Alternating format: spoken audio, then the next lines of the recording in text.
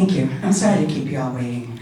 I went to the Winter Center, which was the SMAC when my husband went to Millersville. This room hadn't been built yet, so I apologize for the delay in getting here. My name is Jean Cooper, and LSU asked me to say a few syllables about what being endorsed by LSU has meant to me. And so I'm going to tell you a little story. Sit back and relax. My name is Jean Cooper, and I'm currently a borough councilor for Columbia. I want to tell you how I got there. After the election in 2024, I was devastated. I couldn't sleep that night. I finally got up around 4 o'clock in the morning, turned on the TV. Much to my chagrin, Trump was on, claiming victory. I changed the channel and checked everywhere, but there they were. And I knew I would see him every day for the next 4 years. He sucks the oxygen out of the room as well as out of my life. I was extremely depressed for about 3 days, worrying about what he would do with Project 2025 and what it would mean for us as Americans. I simply could not believe that he could be reelected, especially after the insurrection on January 6th. After 3 days of my pity party, I found out there was a Democratic monthly meeting in Columbia, and so I went to it. They were looking for candidates to run for school board, borough council, and mayor. One of my girlfriends decided that she didn't know whether she wanted to run for council or mayor, and she told me if I would think about one, she'd think about the other. So she decided to run for mayor, so I decided to run for council. I went home and told my husband I was thinking about running, and he asked me if I was insane. I told him that my girlfriend chose mayor, so I chose to run for borough council. And totally clueless, I had to do something. So this was my way into politics.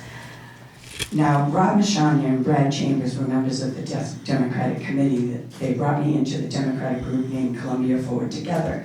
And I met Amy Kellers, our campaign manager, and Ethan Byers, also running for council, and several other great people that have remained my friends.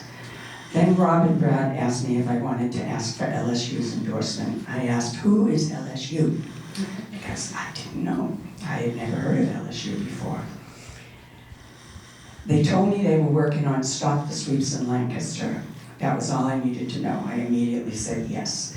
Then I got this 3-page application, questions to answer, more questions in essay form, and I was really concerned because it was pretty comprehensive, and I didn't know what I was doing yet, but I knew how I felt. And I said to myself, these people are serious, so I took it very seriously, and I'm glad I did. Initially, Dan and Alex met with me, and we talked about why I decided to run and what was important to me. I realize now that that was my introduction to one-on-ones. That's a thing that LSU does all the time. That's pretty cool, actually. What I found was I was talking way too much, and they assured me that that was fine. Whenever I asked a question, they answered it succinctly, and then would bring the conversation back around to what I wanted, needed, or thought. We talked a lot about homelessness in the Dream Center in Columbia. The Dream Center is an old Presbyterian church in Columbia, and they run a shelter, and it's very limited. That is one of my top priorities. I'm looking forward to working with LSU and excited to be collaborating with them to find real solutions. Lancaster Stands Up asked those of us who were running if we wanted to do a video. Ethan and I said yes. Albin and Alex came and videotaped us answering questions from my house, and then we went over to the Dream Center and talked with Reverend David Powers about what they could do as well as what they needed. But he can only do so much within the footprint they have. The Lancaster Stands Up team, including Brad and Rob, taught me phone banking, and Rob and I went canvassing twice. The first time I walked with my cane, but could only canvass for about 15-20 minutes before I couldn't walk any further. I was bummed, and Rob finished up the neighborhood for me and took me home. The second time I went with Rob, I was very excited. I had my scooter. I was ready. Got on the scooter, I was having a great time. I was talking with people, we were doing things, I was meeting people at home. It was great. And then I fell over on my scooter and cut my leg and broke my arm. And I went to orthopedic emergency and got 11 stitches in my leg, and now the home team won't let me canvass anymore. Anyway, the point I'd like to make is that LSU really came through for me. They are taking on Stop the Sweeps, the Plateau Village Trailer Park in Lititz, and data centers in Lancaster. I'm working with them on some of these campaigns. We have co-governance. I'm working on legislation with PA Stands Up about the decriminalization of people who are experiencing homelessness, as well as a few other related pieces of legislation. LSU and PASU are teaching me how to do these things in their training. The members of Lancaster Stands Up from all the different committees canvassed for me because I couldn't. The videos they made were on Facebook and everywhere else. People that I didn't know were coming up and talking to me and telling me I had their vote, and I had never met them before. LSU has my back, and they still do. If you can get their endorsement, it's worth its weight in gold. Ethan and myself were in those videos. No one else running with us was.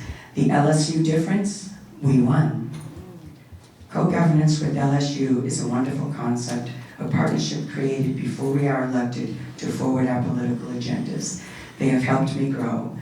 LSU had my back, and if you earn their endorsement, they will have your back too. Thank you so very much. Now I would like to welcome to the stage the one, the only, Taylor Raymond.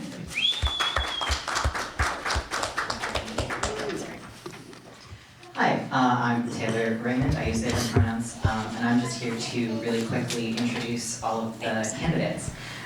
So we have Izzy, who's born and raised in Lancaster. Ismail Smith Waddell was first elected to the PA House of Representatives in 2022 after serving on Lancaster City Council for 5 years. Izzy has written legislation to address housing access and affordability, to protect queer and trans youth, to create structures of support for immigrants and refugees, and has relentlessly worked to deliver a fully funded education for every student in the Commonwealth. Outside of legislating, you will find Izzy on a picket line with workers, cycling, baking, or reading American poetry and Catholic theology. Jess Brannis is no stranger to Harrisburg. She's no stranger to flipping a seat, and she's no stranger to standing up for what's right. She believes in being people-powered and is PA proud. She was born and raised here in Lancaster. She became a teacher and often had to fight for kids in classrooms that didn't have enough books, heat, or even a cafeteria to eat in. She became an activist and an advocate, making sure everyone around her felt seen, felt safe, and felt heard. As a former director for State Representative Boyd in Delaware County, she became a legislative geek. She ran for city council in Upper Darby Township, flipped the seat for the first time since the Cold War, and became the first openly gay council member there. She knows how to fight, and she knows how to win, and Jess is ready to take that to Harrisburg for you. And last but definitely not least, Brad Chambers is running for the PA State House in District 41 because too many politicians have failed us, especially in housing, healthcare, and education. As a labor administrator, he makes sure union workers get every dollar they've earned through collective bargaining, and he's seen firsthand what it takes to enforce fairness when powerful interests try to shortchange working people. He's also a board member of PA Furniture Mission, a nonprofit that gives furniture to those getting back on their feet. His campaign's top issues are affordable housing, universal health care, and fair school funding. Brad believes that together, we can build a Pennsylvania where everyone has a roof over their head, access to health care, and a quality education. No exceptions. Now I'm going to hand it over to... Thank you so much to Jean and to Taylor for that speech and for those introductions. So to start off the town hall, I believe we handed out some note cards to everybody here in the audience. We wanted to first ask the questions that you guys wanted to ask. So if you guys have a note card, could we have somebody run around and gather those note cards real quick so we can ask those questions out loud to the... And throughout the town hall too, we'll keep handing out note cards. If you guys have other questions, we'll be happy to ask them for you guys as well. So for the first question, what we're gonna do is we're gonna go down. So we're gonna go Izzy, Jess, and then to Brad. The first question here is, how would you work to help ensure that residents of Lancaster have access to affordable housing? Hey, good afternoon, folks. First off, thanks for being here. Affordable housing is maybe the most important issue facing Lancaster and facing the entire Commonwealth, and it really has been probably for about the past 2 decades, and we now exist in a place where folks are just waking up to that. My priorities as a legislator have been and continue to be increasing the amount of funding that's available for affordable housing here in Lancaster and across the Commonwealth, as well as, and I think this is often neglected, defending tenants' rights and their ability to access housing. One of the pieces of legislation that I'm most proud to have worked on and to have gotten into the governor's budget address is HB 1095. That's our eviction ceiling legislation. When I was on city council, I had a constituent who, I'll try not to run over my time, who was getting beat up by her boyfriend, skipped town to Allentown, fleeing him, and was evicted in absentia. She moved back to Lancaster, where she reached out to me because she was basically living in a tenement. And I came, thought I was doing the right thing, saw her apartment, called the city inspectors. They came through and issued a violation. Within a week, she had a notice to quit on her door. She was homeless for the next year with her 4 children, and she applied to 31 apartments. All of them that got back to us said that that previous eviction, 4 years before that, was the reason that they denied her. So right now in the Commonwealth of Pennsylvania, eviction records that landlords see don't tell you how much those evictions are over. They don't tell you if domestic violence was involved. And this is the crazy part. They don't even tell you if the tenant was actually evicted. That eviction stays on your record even if the judge finds in your favor. And that impacts about 30,000 Pennsylvanians every year. And so I think that tenants' rights legislation like that is really crucial. I actually love everything that Izzy said, because one of my prime acts of legislation when I get to Harrisburg would be to work on the tenant-landlord rights. We need everything to favor the tenant at this point. I have seen senior citizens on fixed incomes lose their housing. I remember as a teacher having high school students who were seniors, who were 18, even sometimes 19 years old, who could not find affordable housing and were sleeping in their cars as they're trying to graduate just from high school. So there are amendments to the current acts and current legislation, along with what Izzy is introducing. But when we also look at the affordable housing, we have to remember that we also have to look at the affordability of things like utilities, which is a big problem. Many of you know that in April or May, we're going to have another increase, and it is becoming unbearable. In fact, I was talking to a friend of mine who also is in Harrisburg, and she was telling me how her gas bill went up to almost $700 for a month. I know I saw mine, and it was like $400, and I am in an apartment. So this is astronomical. When we talk about affordable housing, we also have to talk about all the extended utilities and other bills that we do have.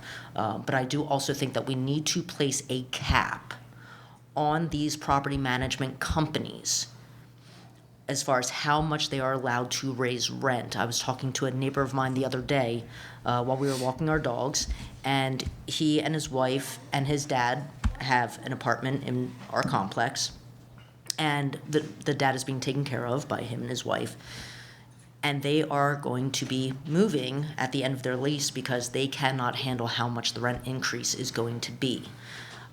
That goes along with utilities. Utilities many times put on junk fees that are flat fees every month that we are paying above and beyond what our normal bill is.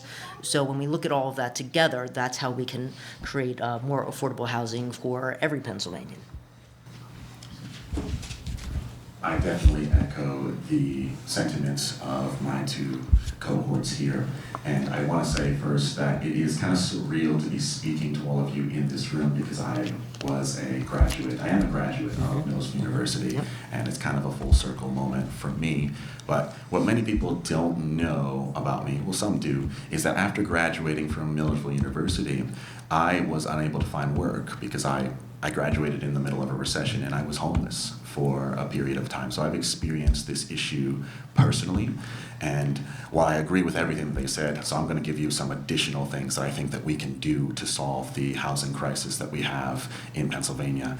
I believe that we need to build homes sustainably. I recognize that Lancaster County has some of the best farmland in the country, but we also are number 6 in the fastest growing counties in the state of Pennsylvania.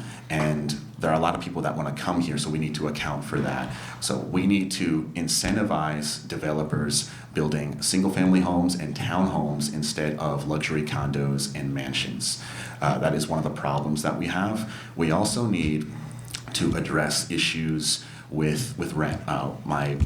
These two mentioned a lot of the landlord-tenant issues perfectly, but I want to add that I think that we need a rent stabilization board in Pennsylvania. I was canvassing yesterday and I spoke to a gentleman and I told him about my platform of affordability, education, housing, and healthcare. Those are the things that I think are necessary for a good quality of life in Pennsylvania. And he told me that the message resonated with him. He lived in Park City Apartments, and he was telling me that he is actually going to be evicted next week because he was behind on his payments, and that it meant a lot to him to see someone like me at his door advocating for something that could help him. And I was a bit distraught in that 2024 happened the way that it did, and a lot of us are picking up the pieces, but there are still people who are out here fighting for others. Thank you guys so much for that. And there was another question on top of this one here, but I wanted to actually move a little bit further on the topic of affordable housing. You guys mentioned rent stabilization.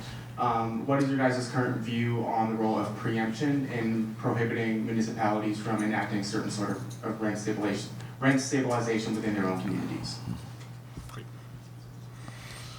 So Pennsylvania is a Dillon Rule state. It's like, what the fuck does that mean? I probably should curse on the live stream. I apologize. But the Dillon Rule is the legal principle that the Constitution devolves power to the states and nowhere after that. So no municipality under the Commonwealth can exercise a power that is not either explicitly or implicitly in law. And so the preemptions that come onto our communities, not only on things like rent control, but on issues like setting our own minimum wage, on setting the kinds of taxation that we want in our communities, really freezes up municipalities as like laboratories of progress. We should be able to figure out if rent control works in our communities, if raising the minimum wage works in our communities, and use that as an example to spread it to other municipalities and across the Commonwealth.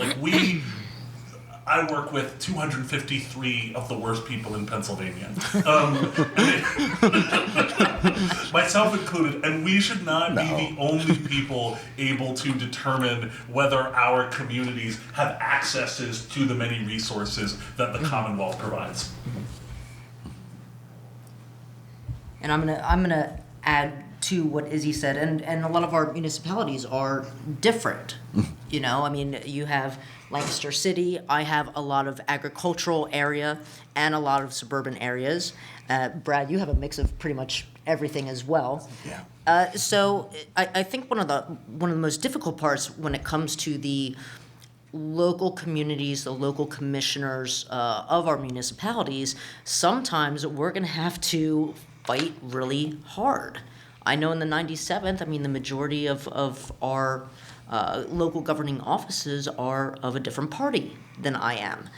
So that's going to make it very difficult. So it's got to be where we can come together and say, okay, let's listen to what everybody in the community is saying and bring that to the table instead of what our beliefs are on how we need to create this affordable housing and the rising costs of everything else.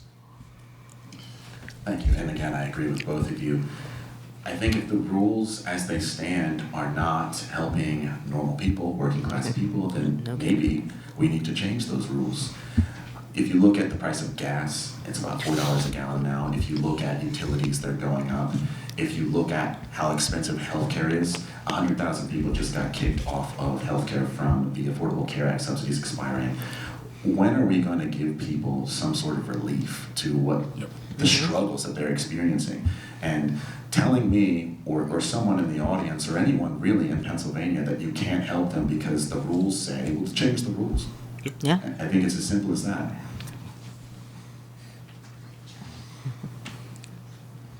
Thank you guys so much for that answer. And here too, I do want you guys to continue writing down questions on your note cards because these are really good questions here. Then we'll do another run around shortly after. We do have another question here that says, what do you envision a co-governing relationship with Lancaster Stands Up or PA Stands Up? What does that look like to you if elected?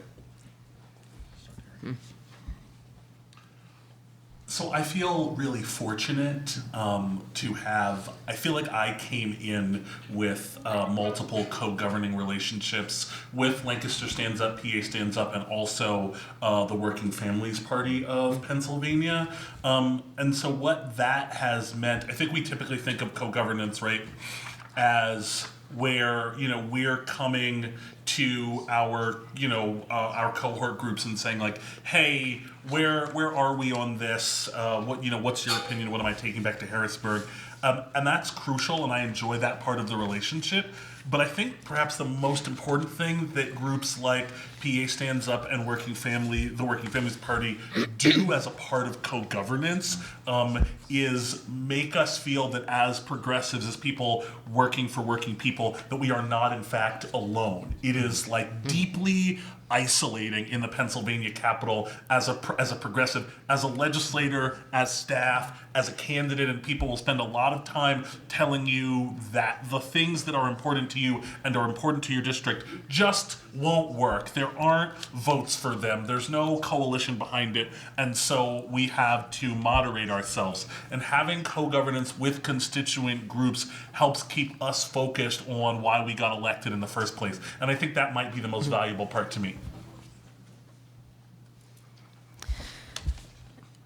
So when you get into I spent some time in local government, but when you get to a point where you are in the throes of state government or, God forbid, federal government, you need to know what's going on in your communities, and the only way we can do that is through the organizations where the people have their feet on the ground, who are constantly in communication, who are holding events, who are participating in events, because you're the ones who are out there talking to more people than we get a chance to talk to.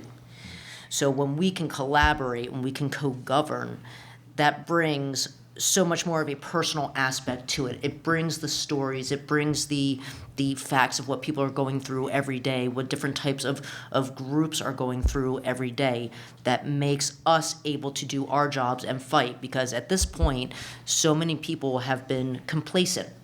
I mean, that's one of the reasons why we got back in this situation to begin with, including people of our own party being complacent.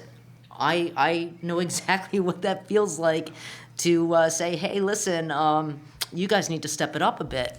And the only way that we can continue on that journey and fighting for everybody else is by this co-governance of groups such as Lancaster Stands Up and Pennsylvania Stands Up. So a co-governance relationship is really important to me because I personally am very big on accountability. When I am doing something that is pointed out to me as wrong, I do the best that I can to fix it. And I believe that Lancaster Stands Up and organizations like Working Families Party would be able to provide me with education and support that would allow me to have an informed and a good position that resonates with my constituents and people in general. And I believe that that is really important. I also believe that candidates and elected officials, they are not omniscient. They don't know everything. And so when there is an issue that comes up that you have to make a decision on that is going to impact whether people live or die, or it's going to dramatically impact the livelihoods of people, you can go to your co-governance partners and get information. You can become more informed, and that will allow you to make a responsible decision on the matter. And I do think that politicians at all levels, state, federal, county, they've gotten really used in the Trump environment of just firing from the hip, and they're afraid to admit that they made a mistake, and I don't think that that's the way that we should carry ourselves as elected officials. We were elected to be represented. We were elected to represent people who live in our district, and digging in your heels because you were caught in a mistake is not being a good representative. Thank you guys so much. And moving on to the next question there, Jess, kind of you mentioned, so I'm going to go off of that. Your people in your own party feeling complacent. So what will you guys do to move the Pennsylvania Democratic Party further to fight for working class people?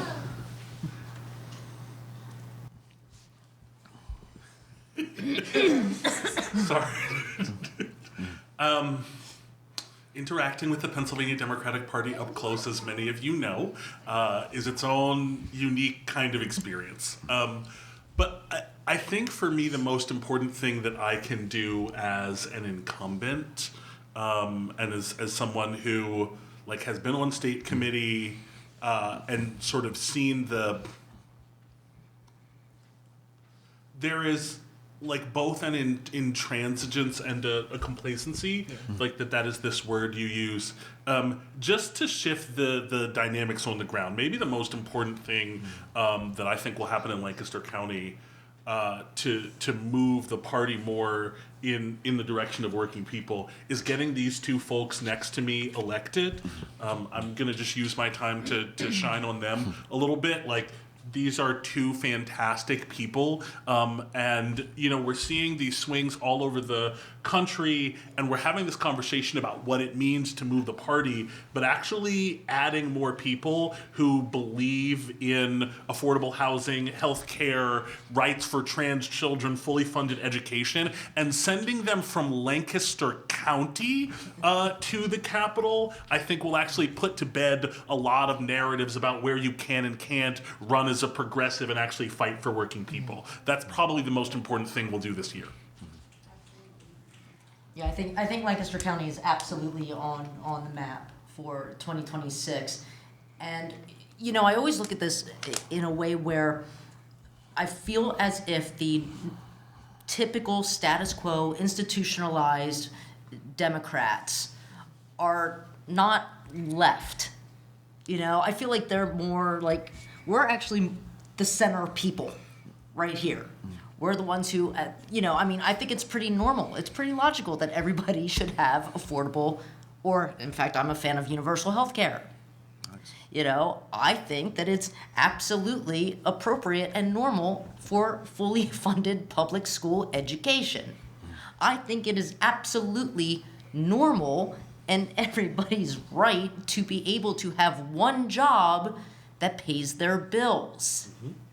And where they can also save and retire with dignity. I don't happen to think that that is a radical or progressive idea. I think everybody else is a little bit farther to the right, including our Democratic counterparts, and especially the Republican counterparts. But when you have more of us, and right now we are at an extremely slim majority. We've had, 13, 14, 15 special elections in the past year and a half, 2 years. And Izzy and I got to know each other in Harrisburg, so we saw when that happened. And now we're to a point where, number one, in order to make any change, we can't have a slim majority anymore. We cannot. And we need the younger, I'm not young, but a lot of younger based people who are ones that are just like everybody else. I've had problems paying my bills. I'm not ashamed to say that. I've been unemployed. Not ashamed to say it. I am like everybody else. And when you have people who recognize and go through the same problems, those are the people that you need fighting with you by your side. Agreed. I know I've said this a lot, but I'm the last on the speaking order, so I have to do that. But I do think that what we can do to move things to better assist and help working people is like door by door. I spend a lot of time canvassing. A lot of you know that already. And people who I'm talking to at the doors, they don't want to hear about political gridlock. They don't want to hear about how we don't have the votes to do this or that. I'm like, well, I elected you and I donated money to your campaign and I put my faith in you to solve this issue. You need to get that done. I don't want to hear any excuses from you. And I understand that perspective. People they got really, really big problems putting food on their table. They have really big problems being able to get medicine. And if gas goes to $5 a gallon, how are people going to get to work if you got to commute? So these are things that I look at, and I see myself as somewhat of a vanguard. I'm supposed to be out here shouting from the top of the hills about why we need to do these things, and if someone is going to gainsay me on it and I'm confident in my position, I'm going to go at you. And that's just how it's supposed to be, because the people put their trust in me to deliver for them. I have grandmas on disability who are donating $50 to my campaign that they don't have, and I'm not going to come back to her and tell her, oh, I couldn't make it happen on the healthcare thing. I'm sorry. Like, I'm not going to say that. So I'm doing what I need to do because I have to.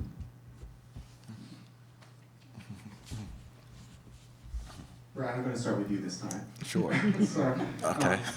But based on some of that here, I have one question that says, sorry, I lost it. How can the legislature work to insulate Pennsylvanians from the worst effects of the Trump administration, including ICE and inflation? I know you guys talked about trying to give some of the power back to communities when you talked about preemption. So talk a little bit more about that. Okay. I'm first this time.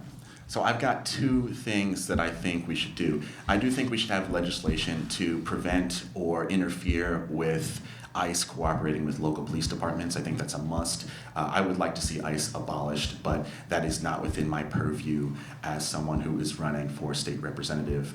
I also recognize the risk that members of our community are in with the current presidential administration targeting things like food assistance. And while we can't stop that from happening, we can show up as leaders in our community. And one example that I can give is when the food assistance was shut off this past winter, we, and I partnered with Izzy on this in the Black Caucus, we were able to do a food drive and provide 100 turkey dinners for people who lost access to their food assistance. And that meant a lot to people. So we can continue to hoist our banner and talk about what we need to do to ensure that Pennsylvanians are taken care of. And I think there are a lot of pieces of legislation that we can act on. But part of that, and I think maybe the most important thing, is making sure that Pennsylvania goes blue in 2026, because it is going to have a huge impact on the 2028 presidential elections, because Pennsylvania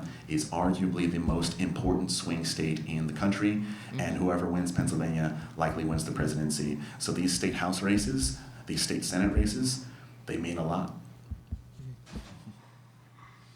I don't think I can say it any better than Brad. But we do have to remember that at the state level, at this point, every state is that first line of defense to protect its citizens at this point.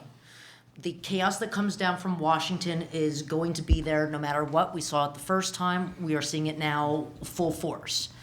So one of the biggest things that's going to be hard to do, obviously, is not just making sure that we have a secure blue wave in the House, but we have to start changing the composition of the PA Senate. We cannot do anything with the way the Senate is now. When it comes to the important aspects, we're still, grappling over the budget. We grappled over the budget last year and the year before. And when you have kids that are starting school that don't have books yet because the budget wasn't passed, well, I'm sorry, but that's not okay. But I think as we run our campaigns, also reaching out to the other side, because there are things that we can work with as far as health insurance is concerned, prescription drugs are concerned. And when you have an illness, when your child's going to school, when you become unemployed, none of that is a red or blue thing. I don't care if you're red or you're blue, guess what? All of your gas bills are going up. And I think it's time that once we state that, we're going to start making that positive change. Okay, so let's say I'm in Pennsylvania. What's your name? Yeah. Dale. Hey, Dale. Can you tell me a thing that you like, Dale, like a product that you like? Literally anything. I can't think of anything off my head. I like food. Okay, you like food. Everybody likes potato chips, right? Okay, you're like, where am I going with this, right? Buckle up. Hers potato chips made here in Pennsylvania. Let's say that for some reason in 2026, hers had a banner year, made $10 billion here in the Commonwealth of Pennsylvania. Let's say that Jess is a subsidiary, hers Delaware. Right now, corporate, what I could do as hers is take my $1 billion and say, oh, well, I had to give it to the Delaware subsidiary as payment for something I just make up. So I give that to Jess. Now, having made $1 billion in the Commonwealth of Pennsylvania, I owe you, the citizens of the Commonwealth, exactly $0 in corporate net income tax, despite having made billions of dollars on your roads, on your bridges, on your electricity. And that's happening, yes, it's happening with potato chips, but it's happening with utilities and it's happening with data centers. A lot of what we're going to have to do to, thank you. You're welcome. A lot of what we're going to have to do to insulate people over the worst excesses of the federal government for the next 3 years is making up for funds that they're taking away. Food assistance, Medicare, special education dollars. And, for example, I live in the school district of Lancaster, which has its own, big budget hole. And the thing we spend more on anything else on is special education. Making that up is going to require that we have corporations and the wealthiest folks in the Commonwealth paying their fair share. And so I'll say specifically 2 things that we ought to do are what's called combined reporting, or closing the Delaware loophole, that thing that I just described. And because the Pennsylvania Uniformity Clause forbids progressive taxation in the Commonwealth, I feel strongly and I support legislation to tax passive income at a different rate than earned income. If you're getting money from rents, if you're getting money from stocks and bonds and interest, if you're pulling in millions of dollars without ever leaving your house in the morning, that ought to be taxed at a different rate than the person down the street from me who takes third shift at the Turkey Hill, despite the fact that he's 70 years old, so he can continue to pay his property taxes. That's going to be one of the biggest things that we can do. I'll also say, just on what Brad mentioned, there are 2 bills right now, one that would preempt, as it were, local municipalities from participating in 287G agreements, and another that would prevent any state tax dollars from being used. Thank you. Was that 30, Gene? Yeah. Okay, great. Any state tax dollars from being used to support federal immigration enforcement. And I'll say one place we can all go further. I and other legislators have called on Governor Joshua Shapiro to lock the Department of Homeland Security out of databases that have sensitive information of Pennsylvanians. They've already proved they're going to use it wrong. They've already proved that they're going to use it to target our neighbors, and we are going to have to take every step that we can to keep people safe. Thank you. Yes. Thank you so much. And so, on the topic of the money in politics and things like that, how will you guys fight the influence of Jeffrey Yoss and other billionaires in our political and electoral process? You knew it was coming. Well, on my end, I am powered and funded by small dollar donors and union workers and progressive organizations, so I don't take any corporate PAC money. Not that it's ever been offered to me. I wouldn't want it. I'm not funded by IPAC, and I oppose these institutions. It would be nice if we could get money out of politics, but unfortunately, right now in Pennsylvania, there's no cap on funding that you can dump into political races. So hypothetically, someone could dump $1 million in a state house race tomorrow if they wanted to influence the result. I don't think that's a good environment. I think that money should not be in politics. We need to really figure out how we can reform this system, because it's just a race to the bottom, really. And my understanding is, well, you run every 2 years if you're a state representative or a state senator, and you spend most of your time campaigning. And how do you get anything done for the people in your district when you're so focused on just keeping your seat? Because if you're in a flip district, you kind of have to be. Like, if you don't do that, you lose. So I do think that we need to come together as, I hope to be a legislator. If I am, we need to come together as legislators to ensure that we can change this system so that it better serves people in Pennsylvania. So I'm just going to add, because I agree with everything that Brad says, and I too am not taking any corporate funds. I do not believe in that. It's all small donors, which makes it hard. But guess what? It doesn't cost me anything to knock on a door. It doesn't cost me anything to make a phone call, or several thousand phone calls, which I especially am going to do tonight. Nice. But I also think that there is a problem, and you'll probably see this in my question. I'm not sure if I wrote this in my questionnaire or not for this particular endorsement.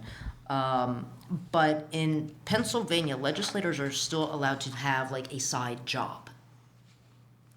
And the problem is, when you have a lot of legislators who are lawyers or doctors or business people, what is stopping them from taking the information that they have and bringing it to their businesses or their friends' businesses to help them profit?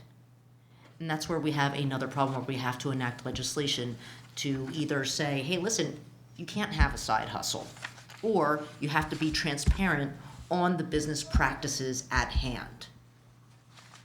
You know, it's not just about having the donors, it's about, people profiting off of what should not be private information.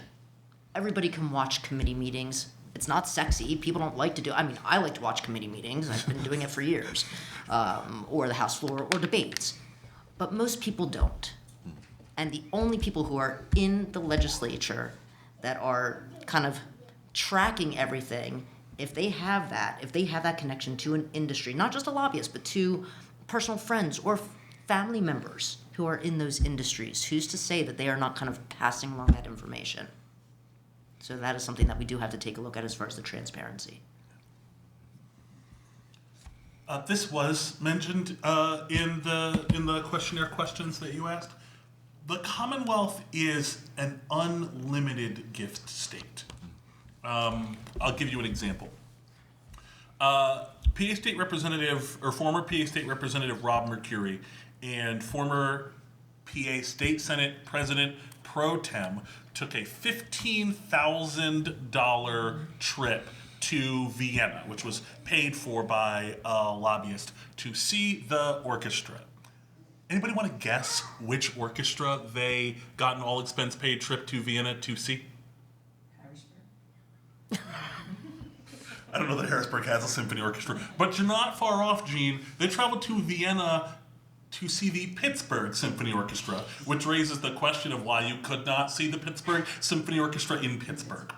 But, really genuinely, as long as it is not negotiable currency and they're willing to report it, we allow our lawmakers to be bribed to the tunes of thousands of dollars, favorable interest rates, trips, deeds, land titles, right?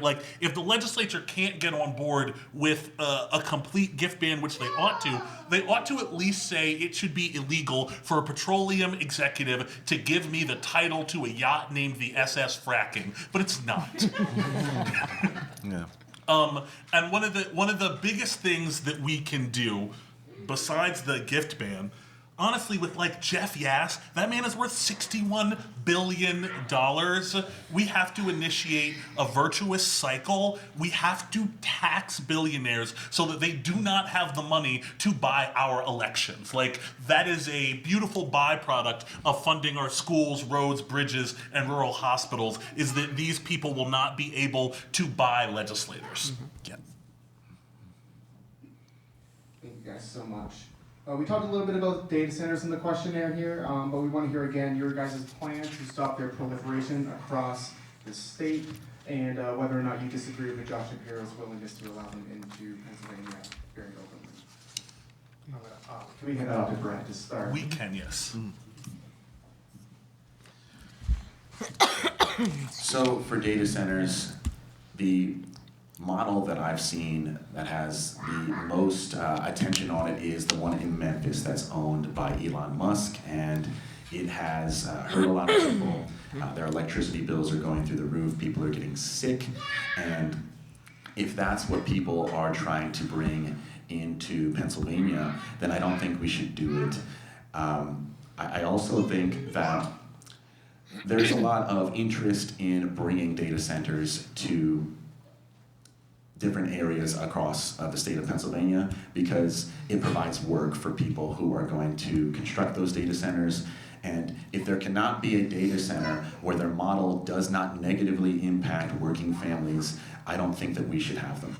That is my position. Yeah, I am also absolutely opposed to data centers. In fact, one of the volunteers for my campaign used to work for data center technology. He was very clear that, first of all, it is not going to create more jobs, maybe temporarily. Most jobs will be remote. And when they have, big businesses bring in, these new plans, especially energy businesses, they bring in new plans, but where do they put them? They put them where it affects lower income families and black and brown communities. That's exactly what they do. Now, one of the biggest problems that I have now that Bill Gates and Constellation Energy are going to be opening one of the nuclear reactors of 3 Mile Island to power a data center, and with the rollbacks of the EPA from the Trump administration, there is going to be a lot of harm done to communities all the way down the river, which is part of where both Brad and I stretch our districts. I am a casualty of the TMI 3 Mile Island meltdown. That is what initiated, now 49 years ago, my thyroid cancer. And God knows what's going to happen if there is a problem with this reactor that is opening now. So having the government be able to rush through permits, don't have the transparency or the proper procedures for safety or code, is going to be a big issue for many people who live alongside not only that side of Lancaster, that side of York, and also all the way down into Maryland. This is something that is absolutely a no-go, and we have seen communities come together and push back against these data centers, and we're going to have to do that here. One of the data centers that will be going up, I believe, is the R. Donnelly building in Greenfield. That is my district. That is my district. They made $130 million off of that deal. And I'm afraid to see what's going to happen, so I will be ready to fight for that, and to make sure that that doesn't happen for the rest of Lancaster County either.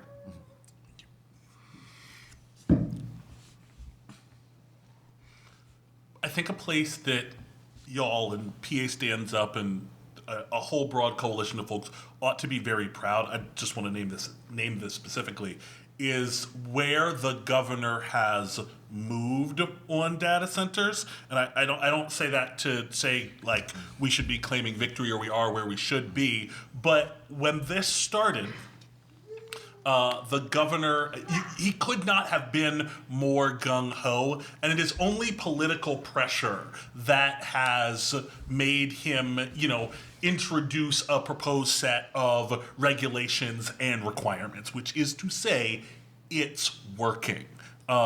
and now is not the time to let up the pressure.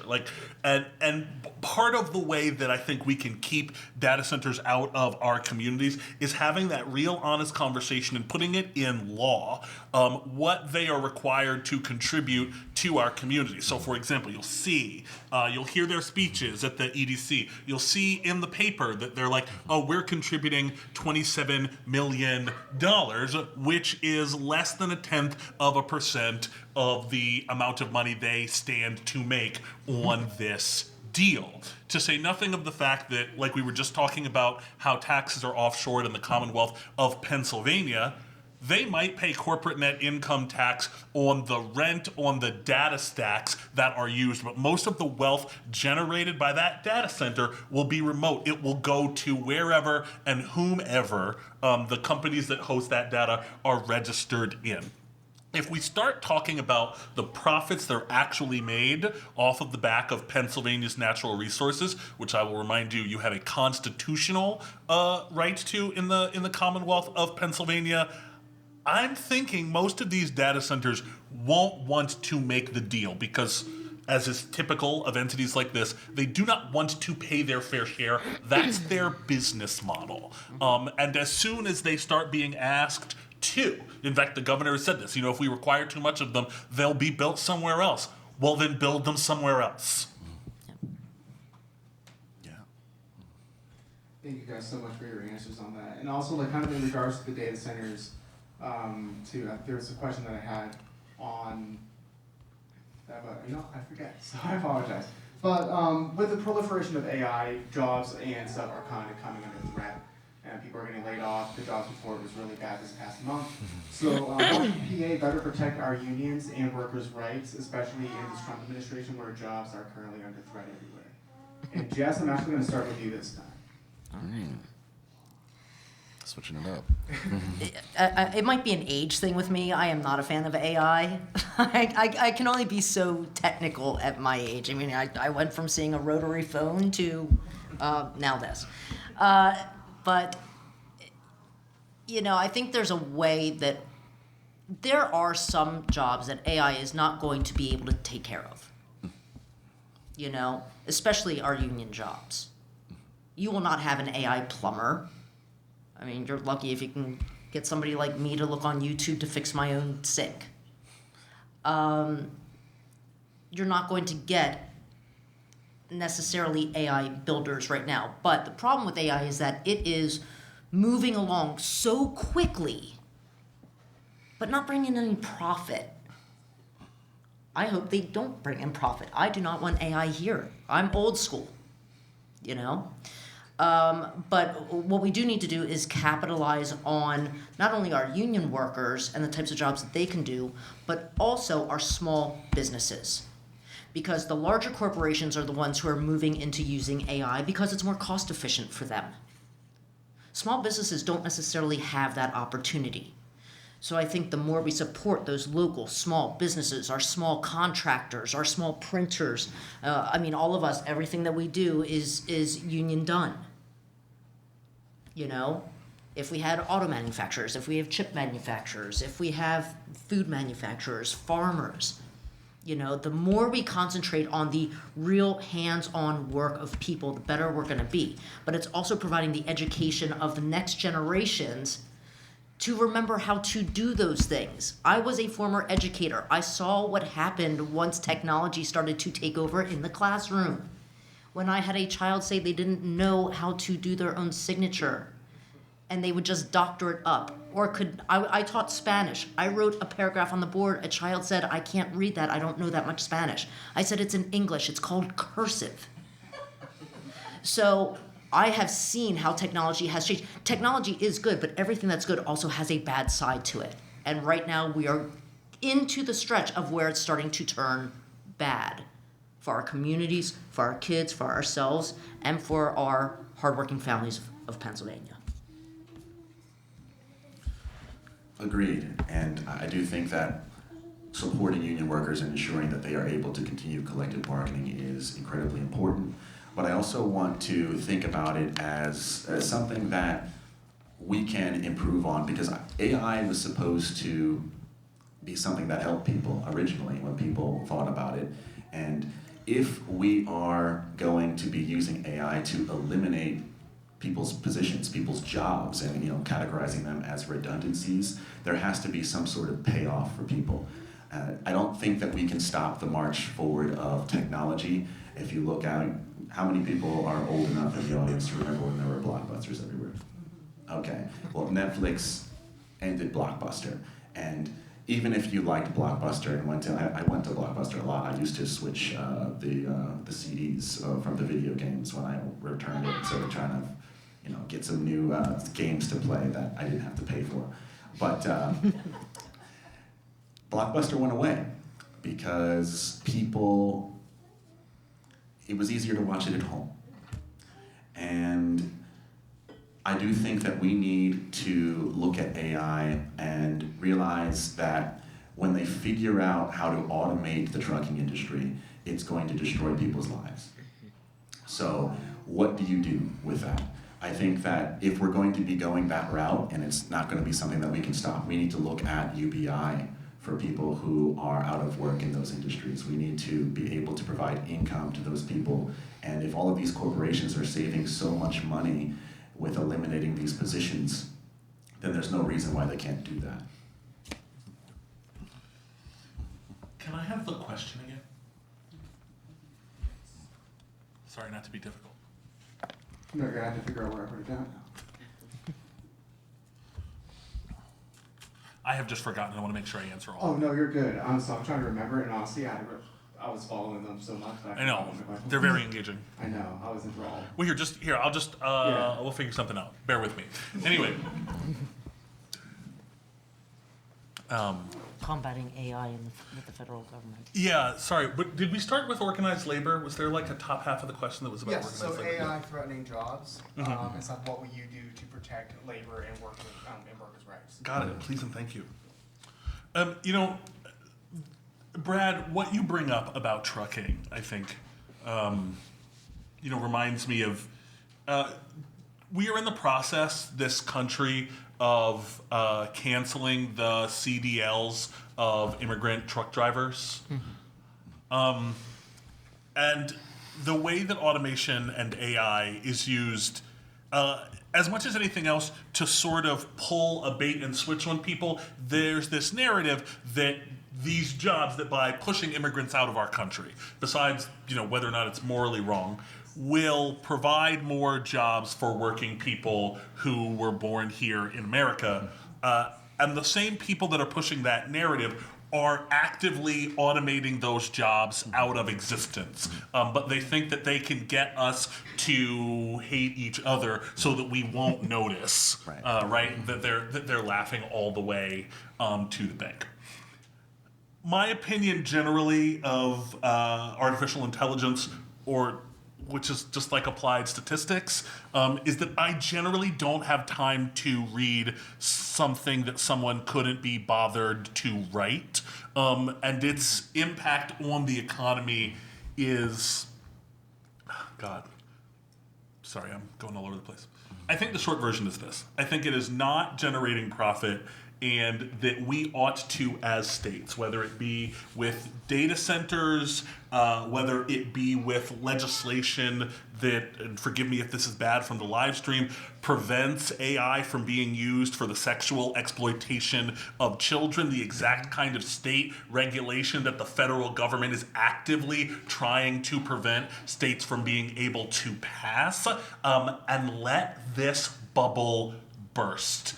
The economic productivity of AI is people trading money that doesn't exist for data that hasn't been stored yet, that will be processed through chips that literally don't exist yet. You can't get a Steam Deck or RAM for your computer. I've just revealed how much of a nerd I am. Because it's been bought out years in advance with money that doesn't actually exist. And I'm not advocating for the gold standard, but maybe the best thing, or I'll flip it. Maybe the worst thing about our modern era, as you mentioned, is how far the Overton window has moved right? Like, President Truman was talking about a national insurance policy. In the 50s, we had a 90% top marginal tax rate, and the advantage of that isn't even the amount of revenue that you get, it's that it prevents this kind of ridiculous speculation. That came to be because America had learned what happens when you let people play with money like that. They had just been through the Great Depression, and so it feels like we've forgotten that. And so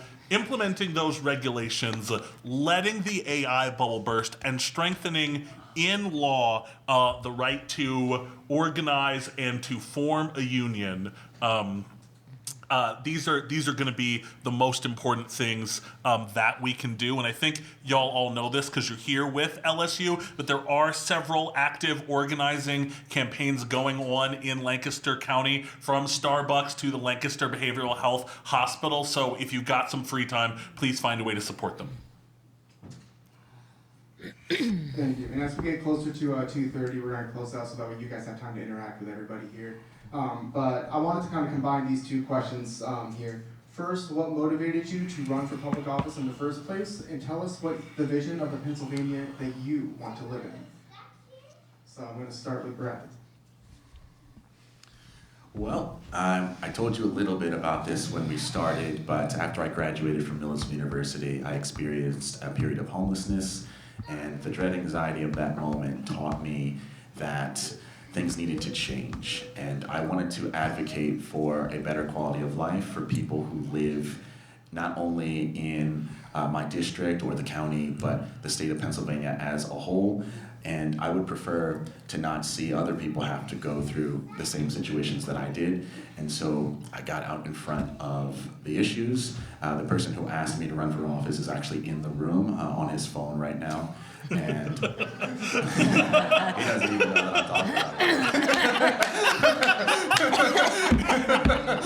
Yeah, that was a candid moment. But he asked me to run, and I had only really participated in the political experience as like opposing people who were just inflammatory and racist online. That was the limit of my my protest. And when I was called to come up and do this, I learned what was required of me as someone who was going to be a candidate and how to be successful. And people put, I found out, a lot of hope and expectations into a candidate, particularly a black candidate. And people look at me through a lens that is a bit different than other candidates, and the barrier of entry for someone like me is higher than other people as a result of that. And so people want me to be perfect, and I do the best that I can be to get there, but I'm not. So I do what I can to ensure that people around me live good and live well, and that is what I want for everyone in Pennsylvania. So, in 1973, my parents built their house on Fruitville Pike. It was the first house built in the neighborhood called Bel Air, right across from what's now Overlook Park. My dad was the neighborhood doctor. And as people started to move in and build houses, he would treat them. And even as a little kid, even growing up in my teens and, getting to work in his office, he didn't care if you had insurance. He didn't care what color you were. He didn't care what language you spoke. He didn't even care if you could pay or not. If you needed help, that was enough. I watched my mom manage his practice, every detail. She was a lot more personable.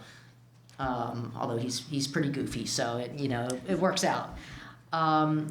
But over the years, and just having that practice was not even enough to build our family. He worked also at the osteopath, also at St. Joe's Hospital, all at the same time. He had 3 jobs, and he still managed to be a wonderful dad to me and my sister.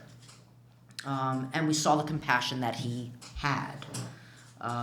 When I went into teaching and I saw all the different types, and obviously I was decades older at this point, the changes that have gone on in society and that were affecting the kids and what afflicted the kids.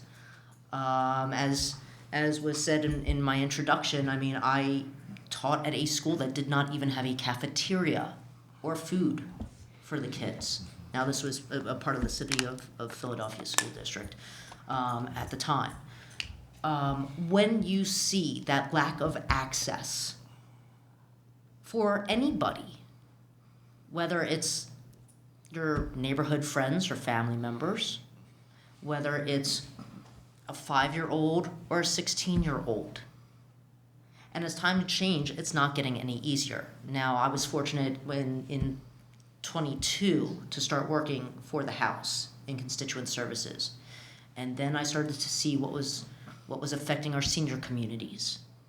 Now, I moved back here to Lancaster because I wanted to help take care of my aging parents, who, as now we're starting to see that affects pretty much everything in their daily lives right now. So for me, running for office is to make sure that we have the ability to work together, all of us, because I go through the same things that many of you are going through. And when you have people who are up there who are so out of touch at this point, change can't be made until we start having the power back in our hands where it belongs.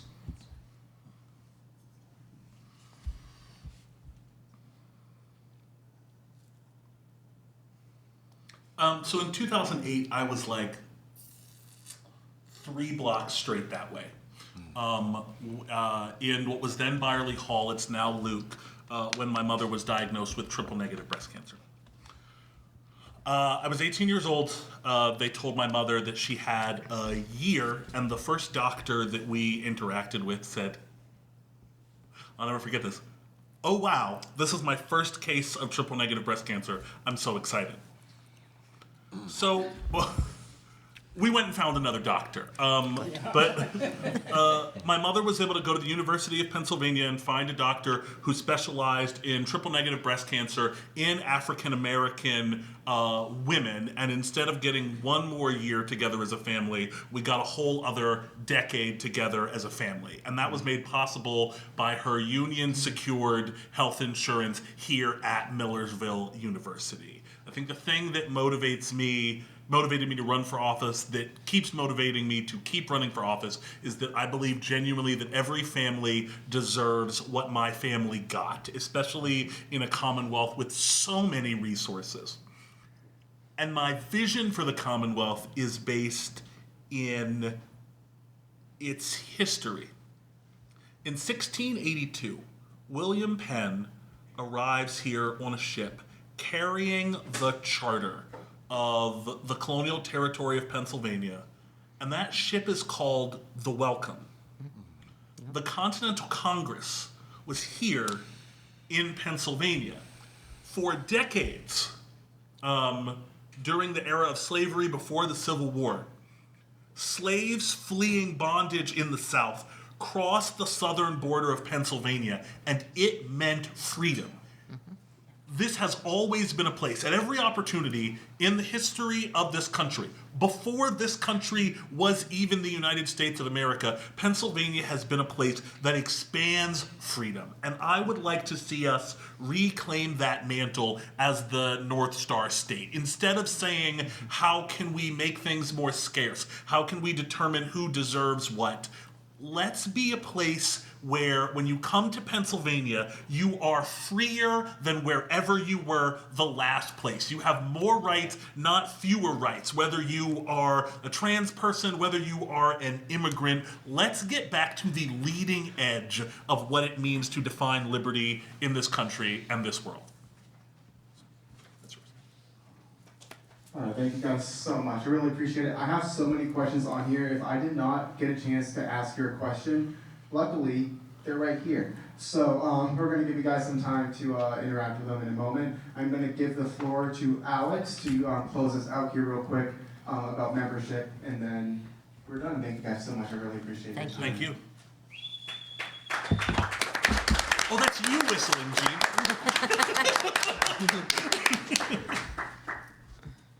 Hello, everybody. Thank you for coming coming to our town hall, taking time out of your day. Thank you to Izzy, Jess, and Brad for taking time out of your days as well to join us. If you are not already a member, we would love for you to join us. For me, having a say in the endorsement process is a great part of being a member. I've also been volunteering since 2018 on the Jess King campaign, and I've seen firsthand the progress we've made as a community, as a county, slowly making our little slice of America more livable, more progressive.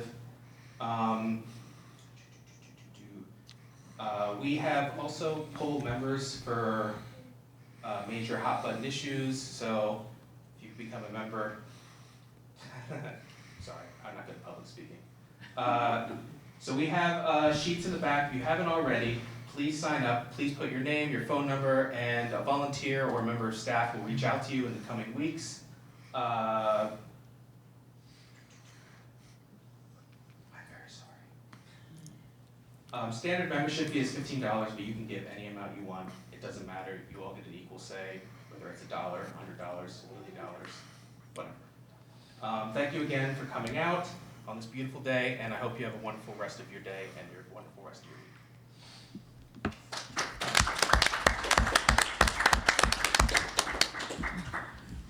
All right, that's it. Thank you guys so much. If you guys want to interact, we do have your literature on the tables there. And then, yeah, thanks so much. Have a good day, guys. Great job. Good job, guys.